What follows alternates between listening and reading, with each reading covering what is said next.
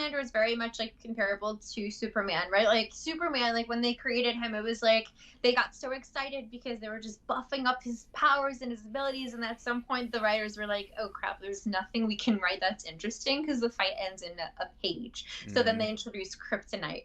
And I feel like that's like the same thing that Vought basically did with Homelander, right? They were like the writers who were just like, yeah, make him fly, make him this, make him that, and then they have something that they can't handle. But there is like this whole season is basically them looking for the kryptonite, and Right. it doesn't exist. Right. Doesn't exist. There has to be like it may not exist yet, but I won't go out like say whenever the boys decide to have their series finale, whenever it decides to end, there has to be a weakness. And I won't say Ryan, even though I can see at the end Ryan being the person to take out Homelander, but there has to be something out there. Like there has to be. He can't just be all powerful. Like Vought has to come up with something.